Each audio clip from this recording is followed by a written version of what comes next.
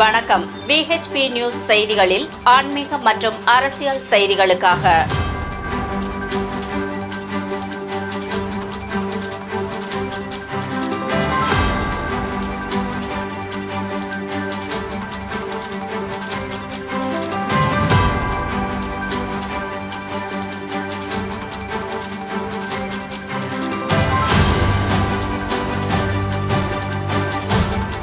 ராஜேஷ் சரவணன், அகில பாரத வழக்கறிஞர் சங்கம் தென் தமிழ்நாடு. இந்த தென் தமிழ்நாடு அகில பாரத வழக்கறிஞர் சங்கம் புதிய சட்டங்கள் நாளைக்கு நடைமுறைப்படுத்தப்படுவதை வரவேற்கிறது. இதை கொண்டு வந்த நரேந்திர மோடி பாரத பிரதமருடைய அரசை பாராட்டுகிறது. மற்ற வழக்கறிஞர்லாம் எதிர்ப்பு தெரிவித்து மற்ற வழக்கறிஞர்கள், அந்த வழக்கறிஞர் அமைப்புகள் இதை எதிர்க்குதுன்னா அவங்க எல்லாம் இடதுசாரி சிந்தனை உள்ளவர்கள். அவங்க இன்னைக்கு வரைக்கும் இந்த 3 சட்டத்திலையும் ஒரு செக்ஷனை கூட காட்டி இந்த செக்ஷன் பொதுமக்களுக்கு எதிரானது, இந்த செக்ஷன் பாதிக்கப்பட்டவர்களுக்கு எதிரானது, இல்ல இந்த செக்ஷன் மூலமாக ஒருத்தர் மீது பொய் வழக்கு போட முடியும் அப்படின்னு சொல்லி ஒரு செக்ஷனை கூட அவங்களால எடுத்து காமிக்க முடியல. வெறுமனே அவங்க தப்பு தான் சொல்றாங்களே ஒழிய ஒரு செக்ஷனை எடுத்து காமிக்கிட்டோம். இந்த செக்ஷன் மூலமாக இந்த பொதுமக்கள் இப்படி பாதிக்கப்படுவாங்க அப்படின்னு ஒரு செக்ஷனை எடுத்து காமிக்கிட்டோமே, ஒண்ணுமே கிடையாது சார். அவர்கள் வீண் குழப்பவாதிகள். அவங்க நோக்கம் நீதிமன்றத்தை முடக்கணும், இப்ப மத்தியில் இருக்கிற அரசாங்கத்தை எதிர்க்கணும். இது ஒண்ணுதானே ஒழிய எதிர்ப்பு மட்டும்தானே ஒழிய நியாயமான சிந்தனை எல்லாம் ஒண்ணும் இல்லை. அதனால அதெல்லாம் நம்ம புறந்தள்ளி விட்டு இந்த புதிய சட்டத்தை வரவேற்க வேண்டும்.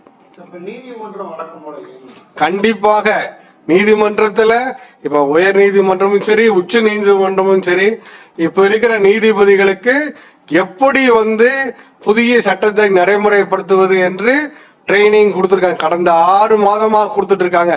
ஈவன் இதை எதிர்க்கிற இந்த தமிழக அரசாங்கம் கூட தனது காவல்துறையில் உள்ள எல்லா அதிகாரிகளையும் கூப்பிட்டு இந்த சட்டத்தை எப்படி நடைமுறைப்படுத்த வேண்டும் அப்படின்னு சொல்லி கடந்த 6 மாசமாக ட்ரைனிங் கொடுத்துட்டு இருக்காங்க. எல்லா காவல் அதிகாரிகளுக்கும் இந்த புதிய சட்டங்களை எப்படி நடைமுறைப்படுத்துவது அப்படின்னு சொல்லி பயிற்சி வகுப்புகள் எடுக்கப்பட்டு நாளையிலிருந்து இந்த சட்டங்களை எப்படி பயன்பாட்டுக்கு கொண்டு வருவது, நடைமுறைப்படுத்துவதுங்கிறது எல்லாத்துக்கும் அப்டேட் பண்ணிட்டாங்க. அதனால ஈவன் அட்வொகேட்ஸுக்கும் மத்திய அரசாங்கம் எல்லா பயிற்சி வகுப்புகளும் நடத்தியிருக்கு. ஆக advocates fully prepared, police fully prepared, judiciary fully prepared, everybody is prepared to face this act. அதனால இந்த சட்டத்தை நடைமுறை நாளையிலிருந்து மிக எளிதாக இருக்கும். ஒண்ணும் கிடையாது. நாளைக்கு பெயில் போடணுமா, எங்க அட்வொகேட்ஸ் புதிய சட்டத்தின் கீழே நாளைக்கு பெயில் போட்டுருவாங்க. இதெல்லாம் ஒன்றும் பெரிய பிரச்சனையோ குழப்பமோ கிடையாது. நடைமுறைக்கு நாளையிலிருந்து வருகிறது. அதை வரவேற்கிறோம். நீங்க இன்னொன்னும் பாருங்க, இந்த சட்டத்தை எதிர்த்து இந்த எதிர்கட்சியிலிருந்து சில பேர்லாம் உச்ச நீதிமன்றத்தில் கூட வழக்கு தாக்கல் பண்ணாங்க.